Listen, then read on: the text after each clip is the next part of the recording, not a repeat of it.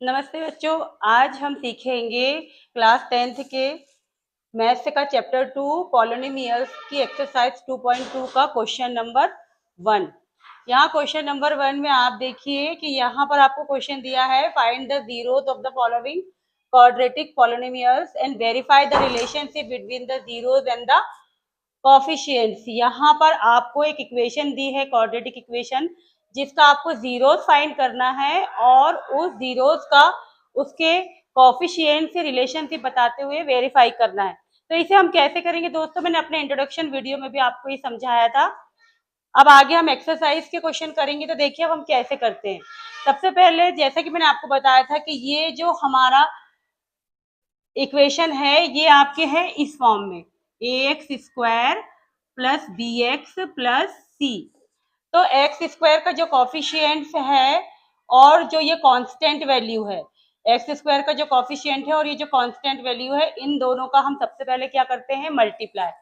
तो x square का coefficient कुछ नहीं दिख रहा है, मतलब वहां पर है 1। तो 1 और ये 8 का हम करेंगे मल्टीप्लाई, तो यहाँ पर आएगा 8। अब इस बीच वाली जो डिजिट है, ये जो टर्म है, इसको हम इस तरह से तोड़ेंगे कि मल्टीप्लाई करने पर 8 आए और प्लस और माइनस करने पर 2 आए। ठीक है, तो 8 को आप देखिए कि 8 किसके टेबल में आता है, तो 8 आता है 4 के टेबल में। 4 के टेबल में 8 आता है, तो 4 में से 2 माइनस होगा तो आएगा 2। लेकिन हमें क्या लाना है, -2।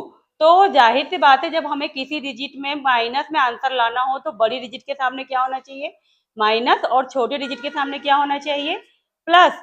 तो यदि मैं इसे लिखूं -4 + 2, तो ये आ जाएगा हमारा -2। ठीक है दोस्तों, तो ये आगे और पीछे मतलब एक्स स्क्वायर और ये कांस्टेंट टर्म को हम जैसे का वैसा लिखेंगे। तो यहाँ लिखा हमने एक्स स्क्वायर, यहाँ लिखा हमने -8, जैसे का वैसा। अब ये बीच वाले डिजिट है, इसको हम इस तरह से तोड़ेंगे। यहाँ पर एक्स है तो दोनों ही डिजिट में हम लगाएंगे एक्स, मतलब मल्टीप्लाई होगा एक्स का। तो यहाँ लिखेंगे -4x + 2x। ठीक है दोस्तों, -4x एंड +2x। अब आप देखिए, अब आगे की जो स्टेप है उसमें हम इन दो टर्म को देखेंगे, उसके बाद फिर इन दो टर्म को देखेंगे, और जब हम इन दो टर्म को देखेंगे इसको, तो हम देखेंगे कि इसमें से क्या कॉमन निकल रहा है। तो आप देखिए, या फिर आप इसको ऐसे भी लिख सकते हैं, एक्स स्क्वायर को हम x मल्टीप्लाई x लिख सकते हैं। हाँ, 4 मल्टीप्लाई ये x है, प्लस 2 मल्टीप्लाई x है, और 8 को लिख सकते हैं 4 मल्टीप्लाई 2। ऐसे हमने इसको फैक्टराइज करके इसके फैक्टर में लिख लिया। अब यहाँ से हम ये दो टर्म देखेंगे यहाँ से। अब आप देखिए आपका क्या कॉमन निकल रहा है, तो हमारा इन दो टर्म में कॉमन है x, तो हम निकाल लेंगे यहाँ पर x। फिर हमारा इसमें से एक x निकल गया, इसमें से भी x निकल गया, तो हमारा बचा x - 4। ठीक है, अब हम ये दो टर्म देखेंगे। अब ये दो टर्म में से भी हमें वो डिजिट कॉमन निकालना है कि इतना ही बचे। ठीक है, तो आप देखिए यहाँ पर 2 है, यहाँ भी 2 है, तो कॉमन क्या निकल रहा है, +2। ठीक है, क्योंकि हमें साइन चेंज नहीं करना है, तो आया +2। बचा क्या, x - 4। अब यहाँ देखिए ये दोनों ही टर्म में x - 4 कॉमन निकल रहा है, ये हमारी थर्ड स्टेप है। अब देखिए इसमें से हमने x - 4 कॉमन ले लिया, तो हमारा बचता है x + 2। ठीक है, x - 4 × x + 2, ये हो गया आपका फैक्टराइज। अब आपको ये पता है कि किसी भी इक्वेशन के इक्वल में हमेशा 0 होता है, तो हम यहाँ पर 0 लगाएंगे। और आप देखिए अगर ये पूरी इक्वेशन के इक्वल में 0 है, तो x - 4 के इक्वल में भी क्या होगा, 0 होगा। तो अगर मैंने 4 को ट्रांसपोज किया तो ये -4 यहाँ जाके हो जाएगा +4। फिर यहाँ से देखिए x + 2 के इक्वल में भी क्या होगा, यहाँ पर 0 होगा। तो मैंने अगर इसे ट्रांसपोज करा तो +2 यहाँ होगा माइनस। तो यही जो x की दो वैल्यू निकली है, यही क्या होंगे, इसके जीरोस।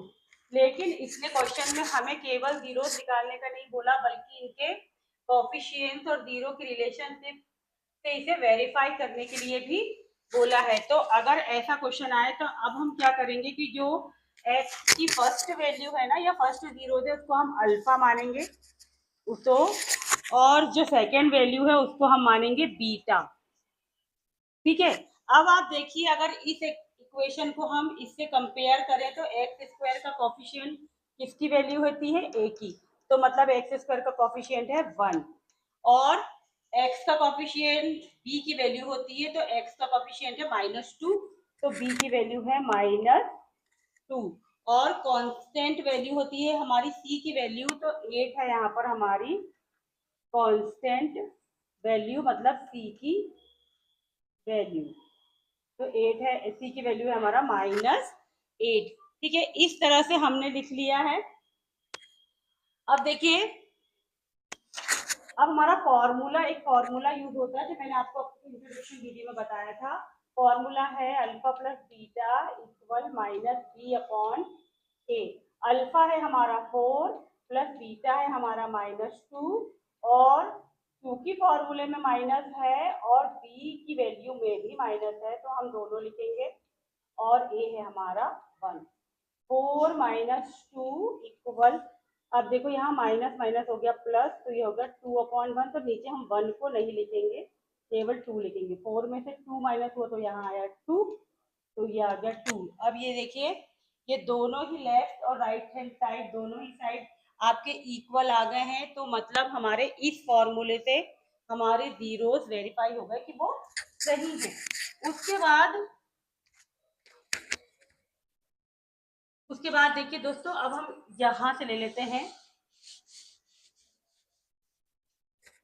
हम दूसरे फॉर्मूले से भी जीरोस को वेरीफाई करेंगे। तो यहाँ है हमारा दूसरा formula, alpha into beta equal c/a। Alpha है आपका 4 और बीटा है आपका -2, दोनों को मल्टीप्लाई करेंगे। c की वैल्यू है आपकी -8 और a है आपका 1। अब आप देखिए 4 + 4 का मल्टीप्लाई -2 से हो रहा है, तो यहाँ आएगा 4 टू 8 -8, और यहाँ भी आया -8। अब आप देखिए ये दोनों ही फॉर्मूले से हमारे जीरोस वेरीफाई हो गए हैं। ठीक है, तो अब हम लिखेंगे यहाँ पर वेरीफाइड।